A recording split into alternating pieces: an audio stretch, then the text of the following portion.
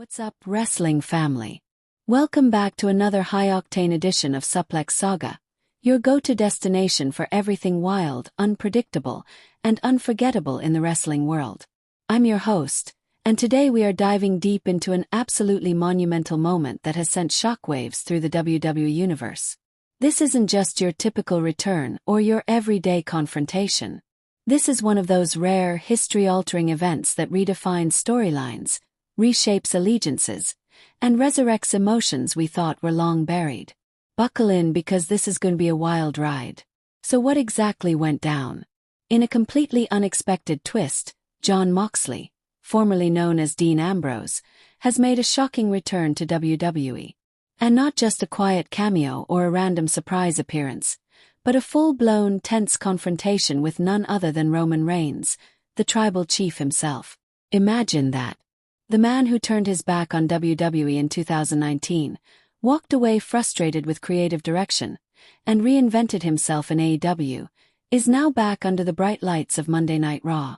But this isn't a nostalgic wave. This is a head-on collision with one of his former Shield brothers in a way that has fans losing their collective minds. Moxley didn't just walk into the building unnoticed. He arrived like a storm. He brought with him a history, a legacy, and a silent challenge. And when he and Roman Reigns stood face-to-face backstage, the air got so thick you could cut it with a steel chair. For longtime fans, this wasn't just a reunion. It was a glimpse into what once was and what could be again. But before we get too deep into speculation, let's rewind the clock and remind ourselves why this moment is so significant. Let's travel back to November 18, 2012. Survivor Series. The WWE landscape shifted forever when three men clad in tactical black gear made their explosive debut. Roman Reigns, Seth Rollins, and Dean Ambrose came together as the Shield. These three weren't just a faction, they were a storm, a revolution. They debuted by attacking Ryback and helping CM Punk retain the WWE Championship, immediately making their presence known. What followed was a run of dominance rarely seen in professional wrestling. The Shield were a trio unlike anything WWE had seen.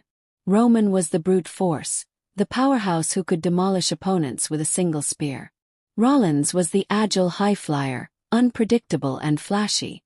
And Ambrose, now Moxley, was the wild card, the chaotic engine who could turn any situation into a brawl. Their chemistry was electric. From 2012 to 2014, they ran roughshod over everyone. From The Undertaker to John Cena to Daniel Bryan. When they took on and dismantled Evolution, featuring Triple H, Batista, and Randy Orton, at consecutive pay-per-views in 2014, their status as legends in the making was solidified. But as with many great stories in wrestling, their brotherhood came to a sudden and brutal end. June 2, 2014. The date that still stings fans to this day. Seth Rollins turned heel, smashing a steel chair into the backs of his Shield brothers and aligning himself with the Authority. That betrayal fractured the Shield and scattered its pieces across different paths. Rollins became the architect of chaos, winning titles and manipulating the system. Reigns slowly transformed into the tribal chief, the head of the table who would go on to dominate WWE for over 1,300 days as Universal Champion. And Ambrose. He remained in WWE for a time, capturing multiple championships and continuing to entertain fans, but backstage frustrations mounted. In 2019, Dean Ambrose was no more. Jon Moxley emerged from the ashes, debuting in AEW and changing the game there. Moxley brought hardcore wrestling back into the spotlight. With 3 AEW World Championship reigns under his belt, he became one of the most respected names in the business, known for his unpredictability, intensity, and authenticity. It seemed impossible he'd ever return to WWE. But here we are. Fast forward to June 16, 2025. Knoxville, Tennessee. Thompson Bowling Arena is packed with 20,000 screaming fans. It's a red-hot episode of Monday Night Raw. In the ring, Seth Rollins is running his mouth. Dressed to the nines, he's flanked by Paul Heyman, Braun Breaker, and Bronson Reed, his new Authority. Rollins is arrogant, smug, and spinning the money in the bank briefcase like it's a toy. He claims Roman Reigns is finished, that the bloodline is a relic of the past, that SmackDown now belongs to him. The fans boo, but there's an unmistakable energy in the air. A hush falls over the crowd, like the calm before the storm. The Titantron flickers. No music, no grand entrance, just a shaky camera cutting backstage. The audience roars in anticipation. Roman Reigns appears on screen. Dressed in black, walking with purpose, no entourage, no theatrics, just a man on a mission. He moves with intensity, each step echoing ominously down the corridor. He turns a corner and stops. The camera follows, and there he is. Jon Moxley, leaning against the wall like he never left, clad in his signature leather jacket. His eyes sharp, a smirk tugging at the corner of his lips. For a moment time stands still. The crowd erupts as they realize what they're witnessing. Roman Reigns and Jon Moxley face-to-face on WWE television, for the first time in over 6 years. The tension is magnetic. Roman approaches slowly, eyes locked on Moxley. "What are you doing here, Mox?" he growls, his voice low and filled with suspicion.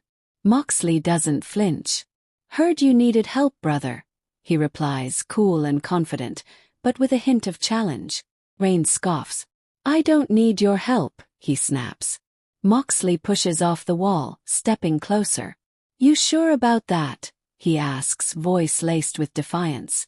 "Because from where I'm standing, it looks like you're drowning."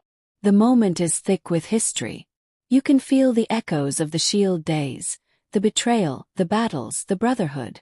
It's not just a confrontation, it's a reckoning. Both men hold their ground. Reigns is fire and pride. Moxley is chaos and grit. They don't throw punches. They don't need to. The silence says everything. And then a crack in the armor. Reigns lets out a chuckle. "You always were a wild card," he mutters, a trace of respect in his voice.